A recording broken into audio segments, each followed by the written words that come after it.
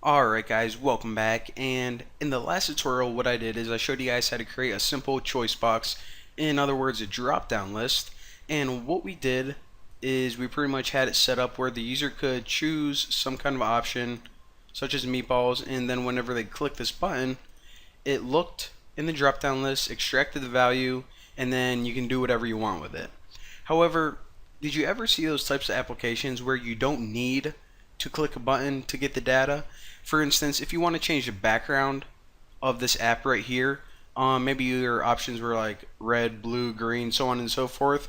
As soon as the user clicked one of these options, the background would change. So if you actually tried doing that in JavaFX, you would come across some issues. And the issue is this. Let me run this again. Now, whenever the user clicks one of these, it doesn't emit any event. In other words, you're just going to say whenever the user clicks, I'll show you guys. Where is... Alright, right here. So whenever you click the button, you see that it creates an event. So that is an event, that's something that happens, and you can run code directly from that. However, changing an option or selecting an item in your drop-down menu, that's not an event, at least not to JavaFX. However, we can get around it by adding something called a listener to this drop-down menu. In other words, we can stick a little bit of code on here, and then once we do that, it's going to be listening or waiting for the user to do something. So if we want to do that, we can actually get rid of this method, because remember, this is the code that happened whenever the user clicked the button, and we're not going to be worried about the button right now. And we can also get rid of this right here.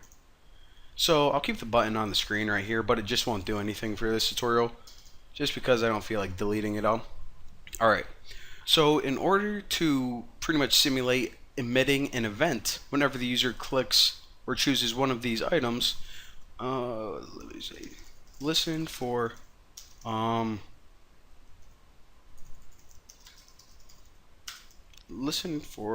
selection changes. Alright, what we first need is a reference to the drop down menu choice box.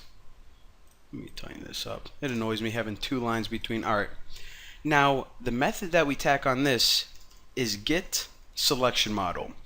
Now there are different kinds of ways. You know how I told you guys that drop down list is one list, there's also like a tree, and I'll show you guys another list in the next tutorial, but basically different types of lists have different types of selection models. Whenever you're using a drop down list, you can only select one item. However, there are, some other lists. For example, you see how I selected two items in here? That's another type of selection model. Again, we really don't need to worry about the different types right now, but I just want to explain to you guys what get selection model means. Now, once you have that, you call a method called selected item property. Now, of course, this is essentially just the selected item. The item that they choose has properties on it. In other words, just think of this as the item that the user selected from that list. Now, once we have that, we can add a listener.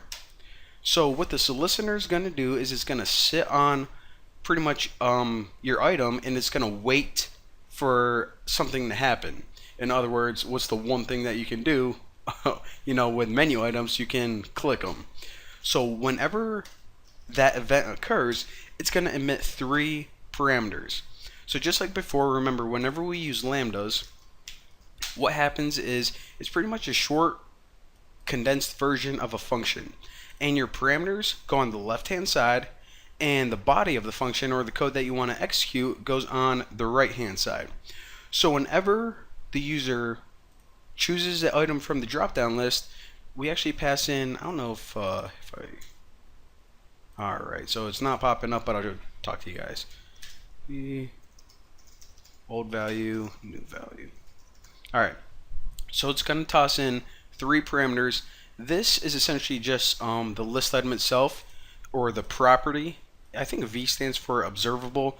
This is always in the documentation, but this is pretty much the property of the item itself. This is the old value, so if you had apples selected and you're moving to bacon, this would be apples. And of course the new value would be the new item that you selected. So again, if you're going from like ham to meatballs, this would be the list item, this would be ham, and this would be meatballs. So now whenever they select a new item, I'm just gonna, let's say, print something out on the screen. And actually, if we go, I'll keep it right here all on one line. Alright, so system out, not pit, out, print line, and we'll just print the new value, or the item that they selected. Alright, that looks pretty good. Let me go ahead and run it and check it out. So again, we have apple selected by default. Let me go to ham, prints out ham. Let me go to meatballs, prints out meatballs. So again, this is occurring before I even click the button. Actually, when I click the button, nothing happens. So if you ever want the functionality to do that, then there you go. And again, just to demonstrate what the old value is. The old value is the item that was selected before. So if I have apple selected and I select bacon, then it prints out the old value. So there you go. But anyways, that is how you listen for changes on the drop down menu. Boom roasted. See you guys later.